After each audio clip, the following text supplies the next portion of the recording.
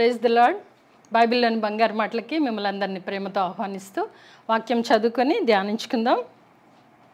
Nehemiah గ్రంథము 9వ అధ్యాయము 19వ వచనం. నెహెమియా గ్రంథము 9వ అధ్యాయము 19వ వచనం.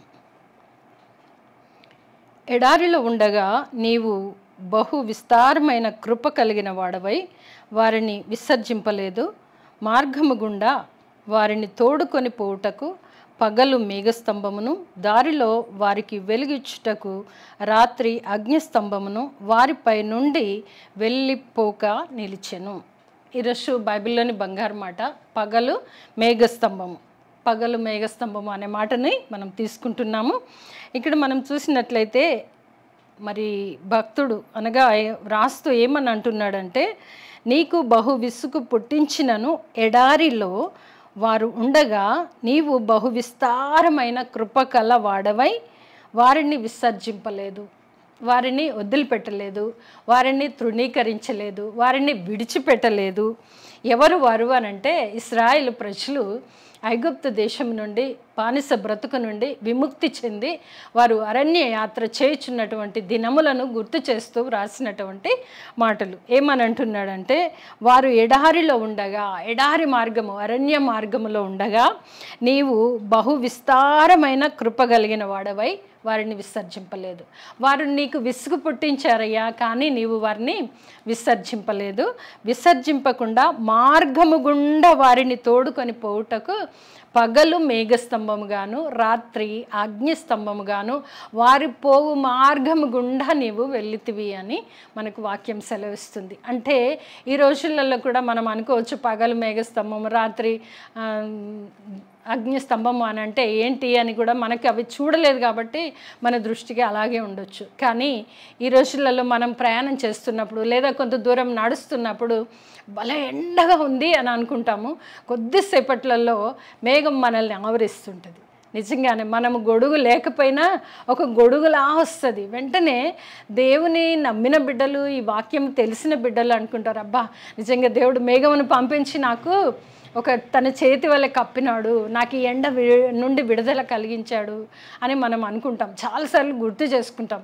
అంటే ప్రతిదీ మనము ఎలా గుర్తు చేసుకుంటామో లేదో కానీ కొన్ని విషయాలు మాత్రము తప్పకుండా మన అనుదిన జీవితంలో గుర్తు రావాల్సిందే. ఎందుకంటే దేవుని తెలుసుకుంటాము, దేవుని వాక్కులు విని ఉంటాము, ఎన్నోసార్లు చదివాము. మేఘం కూడా మన వెంట ప్రయాణించడం, ఎంత దూరం నడిచాను అంత దూరం మేఘం వల్ల దేవుడు నన్ను ఆవరించి ఉన్నాడు, ఎండ తగలకుండా నేను ఇల్లు చేరు వరకు నాకు మేఘం కప్పబడి ఉంది అని అయితే నేనైతే చాలాసార్లు అనుకున్నాను. నాలాగా మీరు కూడా అనుకొని ఉంటారని నేను భావిస్తున్నా. అయితే ఇక్కడ మనం చూసినట్లయితే దేవుడు విసర్జించలేదు. వారు ఎంతగానో విసిగించినప్పటికీ కూడా విసర్జింపకుండా బహు కృపగలవాడై ఏం చేస్తున్నాడంటే, నా పిల్లలు అలసిపోకూడదు, బానిసత్వపు బ్రతుకు నుండి విడుదల చేయడానికి నేను తీసుకొస్తున్నాను. మార్గ మధ్యములో వారు ఎలాంటి విసుగుదల తెప్పించినా వారిని విసర్జించకుండా బహు కృపగలవాడై ఏం చేస్తున్నాడటంటే, మార్గం గుండా వారిని తోడుకొని పోవడానికి, అలసిపోతారేమో, ఈ ఎండ దెబ్బకు వారు వాలిపోతారేమో, సొమ్మసిల్లిపోతారేమో అని ఇశ్రాయేలు ప్రజలకు దేవుడు ఏం చేస్తున్నాడంటే పగలు మేఘ స్తంభముగా, అంటే వారు నడకంతా కూడా నడుస్తున్నప్పుడు అంటే కొంచెము మేఘం పోయి రావడం అలా కాకుండా మేఘ స్తంభముగా వారి మీద ఎండ దెబ్బ తగలకుండా కాచి కాపాడినాడు. అందుకే మరి నెహెమియా గ్రంథంలో రాస్తున్నటువంటి మాట ఏంటంటే బహుకృప. బహుకృప అంటే విసిగించినప్పుడు విసుగు చెందలేదు, ఆయన మీద అనాలోచితంగా మాట్లాడినప్పుడు ఆ మాటలకి కోపము రాకుండా, ఆ మాటలని పట్టించుకోకుండా, వారిని విడిచిపెట్టకుండా, వారిని విసర్జింపకుండా వారితో ఉండి వారిని నడిపిస్తూ మేఘ స్తంభముగా అంటి పెట్టుకొని నడుస్తున్నట్టుగా మనం చూస్తుంటున్నాం. అవునబ్బా, మరి రాత్రి వేళ ఎలా అంటే రాత్రి వేళ కూడా అగ్ని స్తంభంని ఏర్పాటు చేసినట్టు మనము పరిశుద్ధ గ్రంథంలో చూస్తాము. ఆ అనుభవం మనకు లేకపోవచ్చు, కానీ పగలు మేఘము కప్పడము, మేఘము ద్వారా మనం ఎండ బారిన పడకుండా ఉండడం అయితే ఇది అందరికీ అనుభవం కలిగి ఉంటుందని అయితే నేను అనుకుంటున్నాను.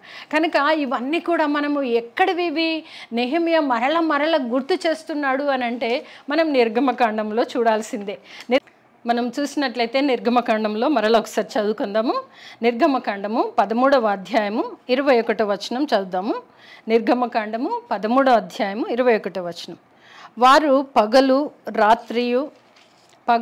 రాత్రియు ప్రయాణం చేయనట్లుగా యెహోవా త్రోవలో వారిని నడిపించుటకై పగటి వేళ మేఘస్తంభములోను వారికి వెలుగిచ్చుటకు రాత్రి వేళ అగ్ని స్తంభములోను ఉండి వారికి ముందుగా నడుచుచూ వచ్చెను.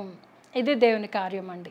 ఇక్కడ మనం చూసినట్లయితే యెహోవా వారిని త్రోవలో నడిపించుటకై ఎన్ని సంవత్సరాలు నడుస్తున్నప్పటికీ వారి మనసాక్షి ద్వారా సరి అయిన విధి విధానము తెలుసుకోవడానికి ఓపికతో బహు కృపగలవాడై ఉండి వారిని విసర్జింపక వారిని నడిపించుటకై పగటి వేళ మేఘస్తంభములోను ఉండి, అంటే దేవుడే ఉంటున్నాడు. పగటి వేళ మేఘ స్తంభములో ఉండి వారికి ముందుగా నడుచుచూ వస్తున్నాడు. రాత్రి వేళ అగ్ని స్తంభం, అంటే వారికి రాత్రి ఏమో వెలుగు కావాలి, పగలేమో ఎండ బారి నుండి తప్పించబడాలి.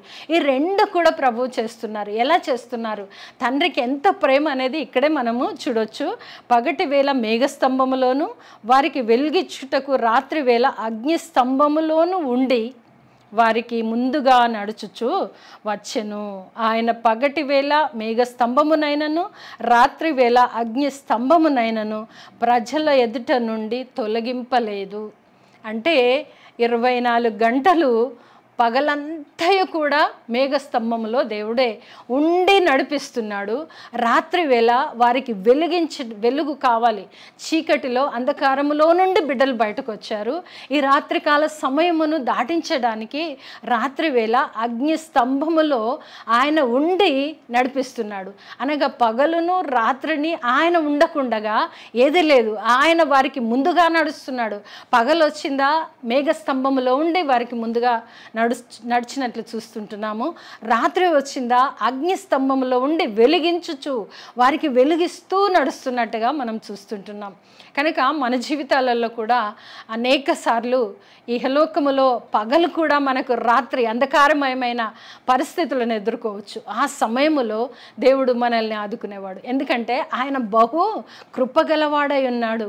మనకు ఏ సమయం ఎలాంటి పరిస్థితి వచ్చినా కూడా అలనాడు ఇశ్రాయేల్ ప్రజలను నడిపించినటువంటి దేవుడు ఈ రోజులలో ఆ సమస్య బారి నుండి నన్ను విడిపించడానికి పగలే అంధకారములా ఉన్న మనకు మేఘస్తంభములా ఉంటాడు. రాత్రి భయంకరమైన పరిస్థితుల్లో ఉన్న మనకు అగ్ని స్తంభములో ఉండి వెలిగించుచు నడిపించే దేవుడు మనకున్నాడు. కనుక ధైర్యముతో మనము ముందుకు వెళ్ళాల్సినటువంటి అవసరత ఉంది.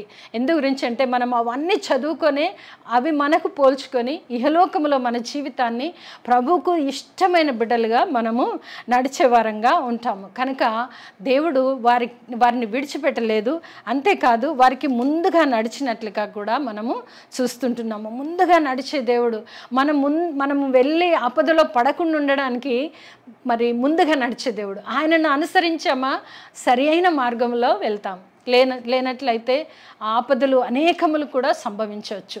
కనుకనే దేవుడు మనల్ని విడిచిపెట్టే దేవుడు కాదు, విసర్జించే దేవుడు కాదు. మేఘ స్తంభముగాను పగలంతా ఉంటున్నాడు, రాత్రంతా కూడా అగ్ని స్తంభంగా ఉండి నన్ను భద్రపరిచే దేవుడుగా మనకున్నట్లుగా చూస్తుంటున్నాం. అలాగే చూస్తే సంఖ్యాకాండము 14వ అధ్యాయము 14వ వచనం చదువుకుందాము. సంఖ్యాకాండము 14వ అధ్యాయము 14వ వచనం. యెహోవా అను నీవు ఈ ప్రజల మధ్య ఉన్నావని, యెహోవా అను నీవు ముఖాముఖిగా కనబడినావనియు, నీ మేఘము వారి మీద నిలుచుచున్నదనియు, నీవు పగలు మేఘస్తంభములోను రాత్రి అగ్నిస్తంభములోను వారి ముందర నడుచుచున్నావనియు వారు వినియున్నారు. కనుక ఇక్కడ అన్ని విని కూడా విసర్జించే ప్రజలుగా మనం ఉంటున్నాం. దేవుడైతే అన్ని విని కూడా మనము విసిగించినప్పుడు విన్నాడు, ప్రశ్నించినప్పుడు విన్నాడు, ఆయనను తూలనాడినప్పుడు విన్నాడు, ఆయనను ప్రక్కన పెట్టినప్పుడు విన్నాడు. అన్ని విని కూడా ఆయన విస్తారమైన కృప గలవాడై ఉండి మనకు ఆయన పగలు మేఘస్తంభంగా ఉంటున్నాడు, రాత్రి అగ్నిస్తంభంగా ఉండి మన జీవితాలను మనల్ని మనం చక్కబరుచుకొని నడుచుటకు ముందర నడుస్తున్నట్లుగా మనం చూస్తుంటున్నాం. కనుక బైబిల్లోని బంగారు మాట మన జీవితాల్లో ఎన్నోసార్లు మరి మేఘస్తంభముగా పగలును, అగ్నిస్తంభంగా రాత్రిను దేవుడు మనకు ముందుగా నడిచి మన జీవితంలో ఉన్నటువంటి అనుభవాలు ఎన్నో ఉండొచ్చు. అలనాడు వారి జీవితంలో కాదు, ఈనాడు మన జీవితాలలో కూడా చాలా జరిగి ఉంటవి. వాటిని గుర్తు తెచ్చుకొని అయినను దేవుడు నన్ను విసర్జించకుండా, దేవుడు నన్ను విడిచిపెట్టకుండా తన అపారమైన కృప కలిగి నన్ను ఆదుకుంటున్నాడనే విశ్వాసం కలిగి మనము ముందుకు సాగాల్సినటువంటి అవసరత ఎంతైనా ఉంది. అలాగే చూద్దాం, ద్వితీయోపదేశకాండంలో కూడా ఒక మాటని మనం చదువుకుందాము. ద్వితీయోపదేశకాండము ద్వితీయోపదేశకాండము 1వ అధ్యాయము 33వ వచనం చదువుకుందాము.